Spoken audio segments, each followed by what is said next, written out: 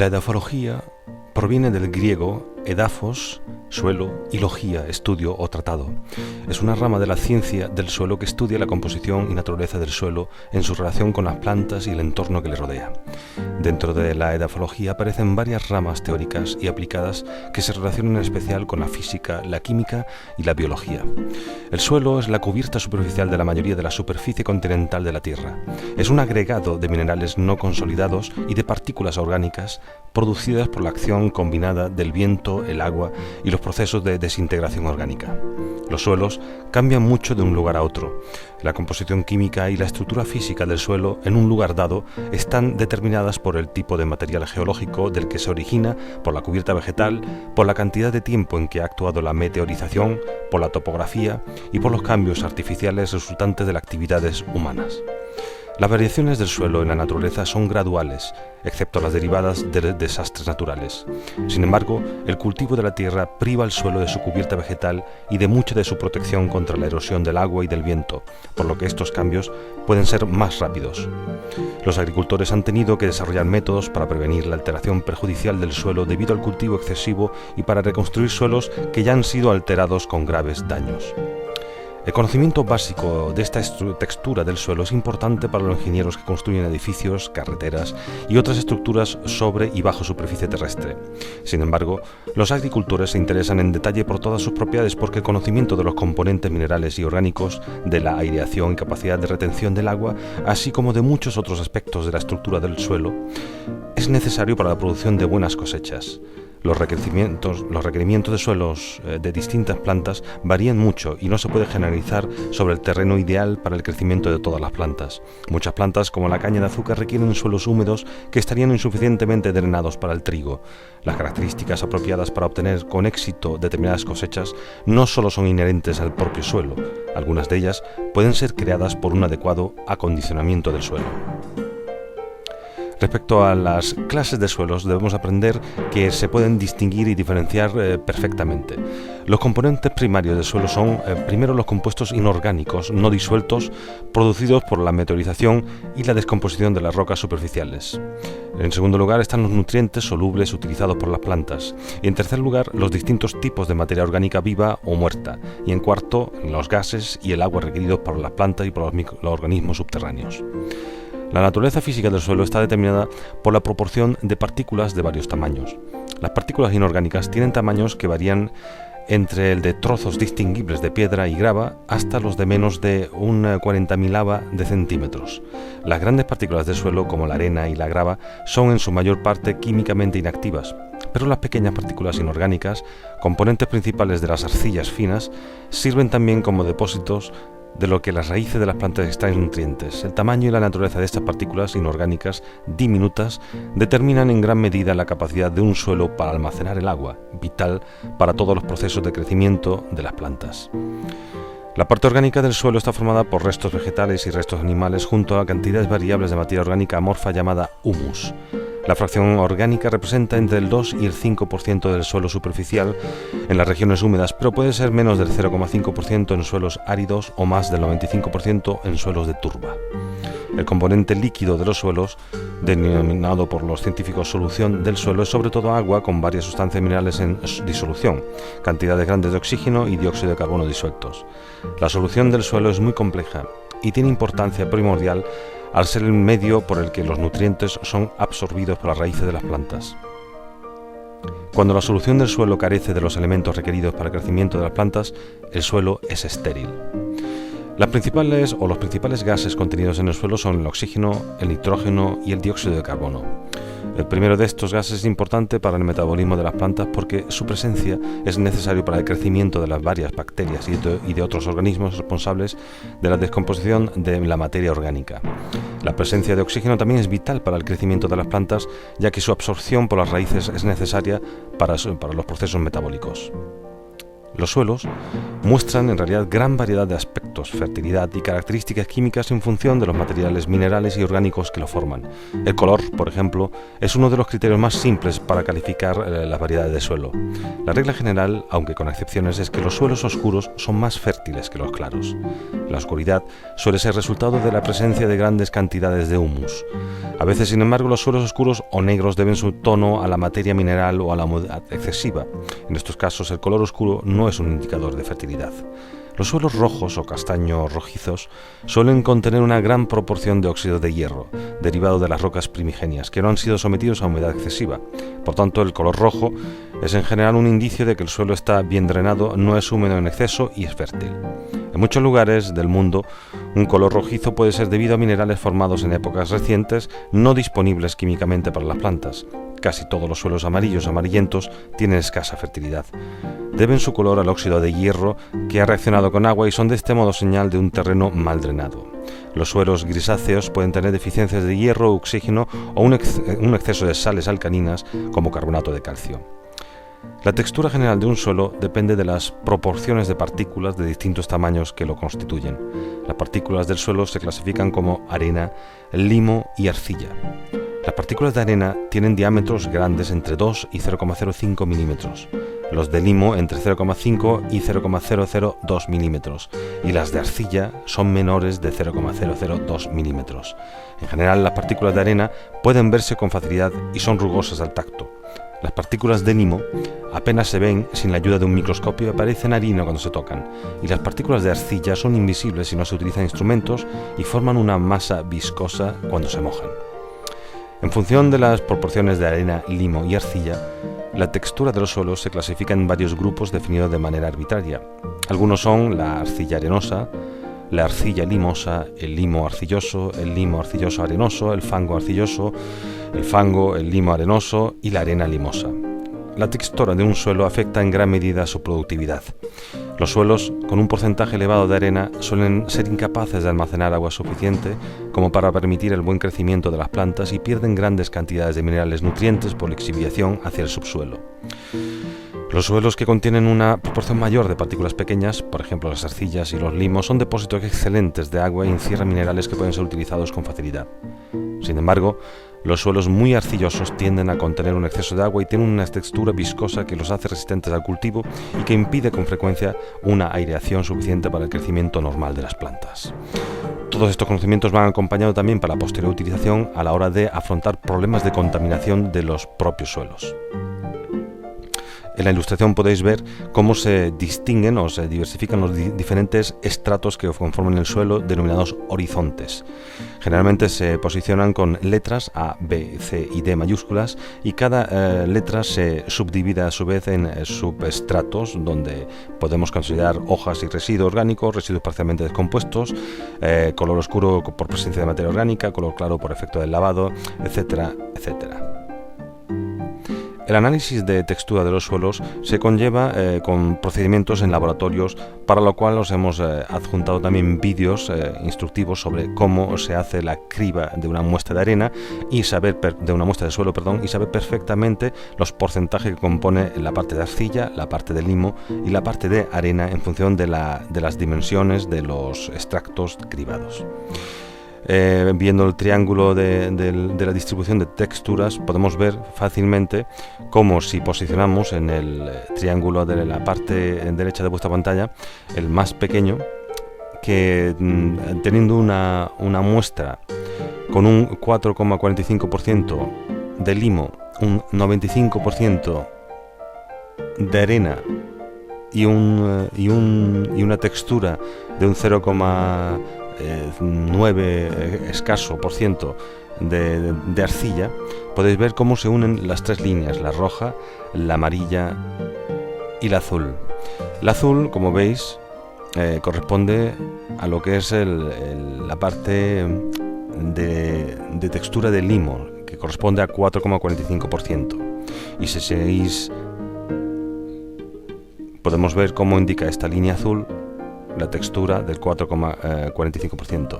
La línea amarilla corresponde a la arena, que es el 95%, y como veis aquí podemos ver exactamente como corresponde al 95%. Y la línea roja son las arcillas, que es el 0 escaso por ciento. En el cruce de las tres queda definido en qué franja o región se encuentra esa muestra de suelo, que en este caso es un suelo arenoso, bastante arenoso, como por la propia deducción podemos ver claramente. Aquí tenéis una ilustración de cómo son las cribas diferentes sobre la cual se arroja la muestra de tierra y van cayendo todos los extractos, depositándose en aquella malla o aquel tamaño de poro de malla de que ya no le deja pasar. Luego lo que se hace es pesar exactamente los diferentes tamaños de mallas y se conforma el porcentaje de arena, el porcentaje de limo y el porcentaje de arcilla. A la hora de leer o dar lectura a los datos que nos conforman los triángulos estos, hay que tener en cuenta que la lectura tiene que hacerse líneas paralelas respecto a la línea contigua. Es decir, si me voy al rojo, ¿de acuerdo?, que es el porcentaje de arcillas, que hemos quedado que es 0, las arcillas se miden en este eje. Y perpendicular al eje, o paralelo al eje continuo, vemos que se queda aquí la línea, en la línea base. Respecto al porcentaje de limo, que aquí vemos que es 4,45%, lo señalamos aquí y será paralelo a esta línea base que conformaba lo de las arcillas. Y respecto a la parte de arenas, que es un 99,55%, las arenas están definidas aquí, me voy al 99,5% y le hago la paralela a esta línea, que como veis me da esta línea amarilla. Teniendo claro eso, conformamos el punto verde, que en función de distribución de cada uno de los puntos, pues tendremos una tierra, un suelo arcilloso, franco-arcilloso, franco-limoso, etcétera, etcétera. Respecto a la clasificación de los distintos tipos de suelos, os hemos adjuntado también un PDF donde se explica más en fondo las definiciones y las diversificaciones de los distintos tipos de suelo. El conocer un correcto vocabulario para definir los tipos de suelos puede facilitar mucho a la hora de elaborar y redactar las evaluaciones de impacto ambiental, dando un significado concreto de qué tipo de suelo estamos hablando. Si hablamos de un suelo histosol, saber perfectamente lo que eso significa. Si hablamos de un suelo citosol, pues todo eso viene aquí explicado, donde tenéis la posibilidad de poder leerlo.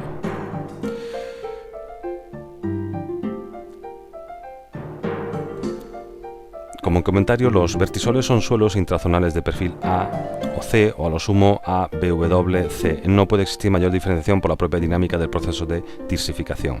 Esto todo, si os dais cuenta, viene comentado y concretado en este PDF que a disposición os podemos. Como estimamos que sobrepasa un poquito los contenidos teóricos, aquí lo dejamos a vuestra disposición por si queréis profundizar en esta materia.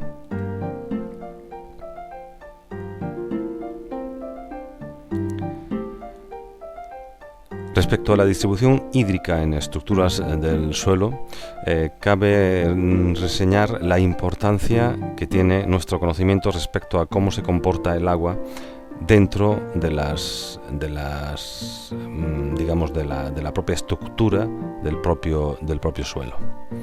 Una vez que nos hemos acercado al conocimiento de nuestra muestra de suelo, conociendo su textura, tenemos que saber la distribución vertical del agua en el suelo.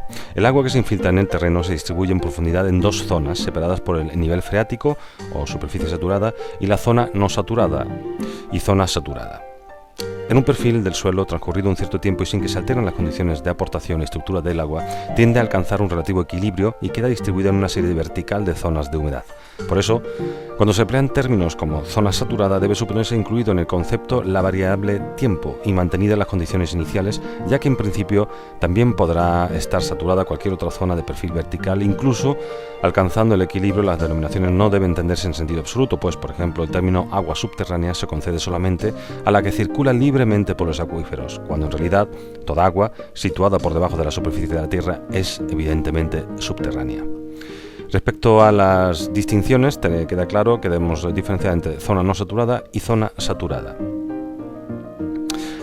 Las zonas no saturadas se dividen en subzona de evapotranspiración o subzona edáfica. Es la zona más próxima a la superficie del terreno, comprendida entre esta y los extremos radiculares de la vegetación que descansa sobre él, y es donde se desarrollan las raíces de las plantas y la que sufre los mayores efectos de la evapotranspiración. Puede tener espesores diferentes, desde muy pequeños, en ausencia de vegetación, o a alcanzar profundidades del orden de 3 a 4 metros. El agua capilar aislada o suspendida de esta zona es la que emplean las plantas para sus funciones de nutrición y transpiración. La subzona intermedia, situada entre la subzona de evapotranspiración y la subzona capilar, el agua queda retenida por fuerzas capilares más o menos fuertemente dependiendo del contenido de humedad. En esta zona coexisten 3 fases: una fase sólida, componentes minerales y orgánicos que forman parte del suelo; la fase líquida, agua retenida y entre los poros; y la fase gaseosa, el aire presente en los poros. No está afectada por las raíces de las plantas y por eso su compacidad es mayor. Una vez que ha desaparecido el agua gravífica, contiene agua de retención y agua capilar aislada. Y la subzona capilar es la zona próxima al nivel freático. Representa la transición a la zona saturada propiamente dicha. Alcanza una altura sobre la superficie freática que depende de las fuerzas capilares que la hacen ascender. Presenta poros con aire, por lo que no está totalmente saturada.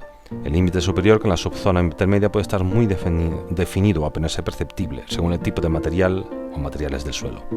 Normalmente se ve afectada por fenómenos de capilaridad, ascenso, y el agua está retenida por fuerzas capilares, pero en algún momento puede haber fluctuaciones por ascenso o descenso del nivel freático, llegando a la saturación. Y la zona saturada, finalmente, se sitúa por debajo de lo que denominamos el nivel freático. En esta zona el agua ocupa todos los poros y a esta agua se la conoce como agua gravífica. Se la conoce también como zona freática o zona de saturación.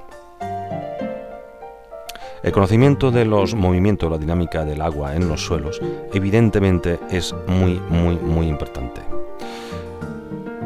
También es importante resaltar lo que se entiende como agua higroscópica y agua pelicular. La higroscópica solo separable en forma de vapor que forma parcelas aisladas absorbidas por las partículas sólidas, y el agua pelicular se desprende por centrifugación y forma una película que envuelve las partículas y el agua higroscópica.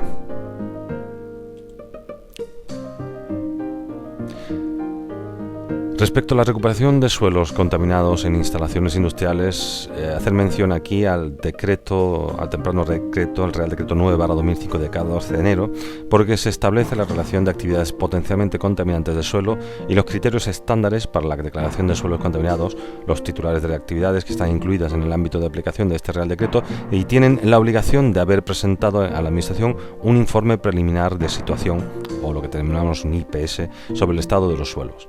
Las instalaciones afectadas presentaron dicho IPS en enero y febrero de este año, pero quedando un grandísimo porcentaje sin haber concluido con estas obligaciones. Respecto a los últimos acontecimientos legislativos concurridos, es importante resaltar que la gestión de un suelo contaminado suele requerir varios años. Entre el inicio de las investigaciones y la obtención de la desclasificación del suelo como contaminado, pasa mucho tiempo. Una gestión adecuada requiere un perfecto conocimiento y una amplia experiencia de las diferentes fases de un proyecto.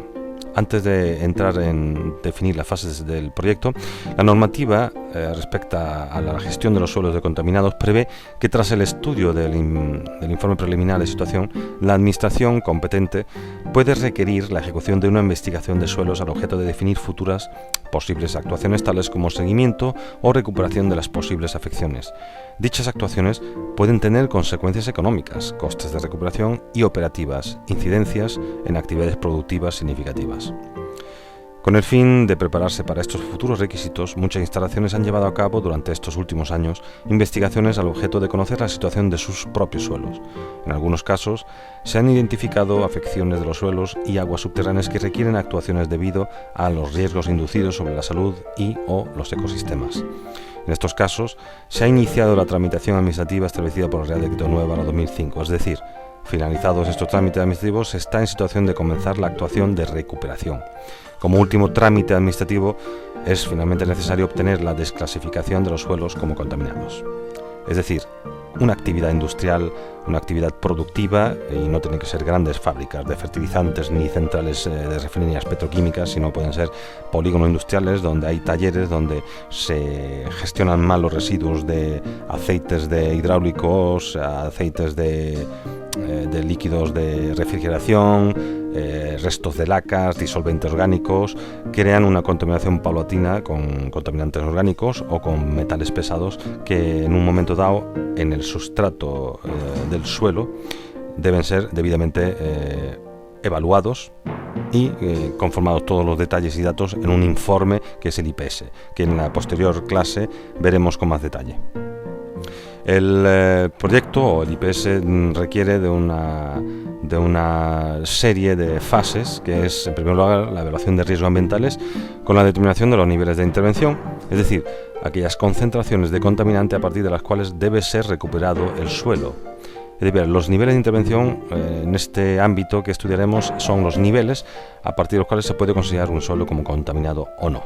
La determinación de las cantidades de suelo afectados, la modelización de la contaminación y su comportamiento tanto en el suelo como en las aguas subterráneas, el estudio técnico y económico de las técnicas de descontaminación, la evaluación presupuestaria, la tramitación ante la Administración, la obtención de la resolución de declaración de suelo contaminado, la preparación del proyecto oficial de recuperación y el plan de actuaciones, la aprobación de este proyecto por la Administración, la aprobación del proyecto por el Ayuntamiento mediante licencia de obras y la constitución del equipo a ejecutar de la obra, el director de obra, el vigilante ambiental, la entidad colaboradora de la Administración o ECMA, empresa gestora autorizada, coordinador de prevención de riesgos laborales, peones, oficiales, maquinaria necesaria, la apertura final del centro de trabajo y luego viene la ejecución material de la obra, por ejemplo en la modalidad de llave en mano o cost plus, y fin de las obras con certificaciones finales. Cabe aquí hablar de la nueva Ley de Gestión de Residuos, ya que conforma en su título final y suelos contaminados, y es la Ley 22/2011. La Ley 22/2011 mayormente conforma el cuerpo legislativo del nuevo entorno respecto a la gestión de residuos, que más adelante veremos en próximas clases, pero que en su título quinto podemos ver que habla y versa sobre los suelos contaminados. Al hablar directamente sobre los suelos contaminados, veréis que no hacen nuevas menciones, sino que la gran carga del propio conocimiento a la hora de elaborar los informes preliminares de situación está en el decreto 9/2005, pero debéis ser conocedores de que los dos grandes decretos que conforman el conocimiento es la ley o Real Decreto 9/2005 y la propia ley nuevísima, ley 22/2011. Aquí tenéis un enlace también a nivel informativo que pone a disposición la Junta de Andalucía, en este caso, y conforma lo que viene a denominarse un foro donde podemos estar enterados e informados sobre todas las disposiciones y concreciones de los suelos o cualquier normativa referente a los suelos contaminados. También aquí hago referencia a un documento que tenéis a disposición en PDF, que es un documento de técnicas de recuperación de suelos contaminados. En él podemos ver varios procesos de cómo tratar suelos por inyección, por polarización, por tratamientos térmicos, por neutralización con agentes neutralizantes, etcétera, etcétera. Un vasto mundo a la hora de informarse sobre técnicas de tratamiento y recuperación de los suelos contaminados. Bien conocido por todos es el hecho de que, teniendo plena conciencia de cuál es el problema que ha ocasionado esa contaminación, cosa que veríamos importantemente por un accidente puntual o por una contaminación crónica, tenemos que poner a disposición todos nuestros conocimientos científicos para intentar remediar ese tipo de contaminación en el suelo. Las últimas técnicas en boga son lo que se denomina bioremediación y consiste en hacer plantaciones de vegetaciones que son capaces de absorber tóxicos como por ejemplo metales pesados y una vez absorbido por la propia planta, este efecto lo que produce es la disminución de la concentración en el propio suelo contaminado. Con esto damos por finalizado esta primera parte de las formaciones respecto a contaminación en suelos o edafología. También podéis y tenéis a disposición los vídeos explicativos que a continuación os ofrecemos. Muchas gracias por vuestra atención.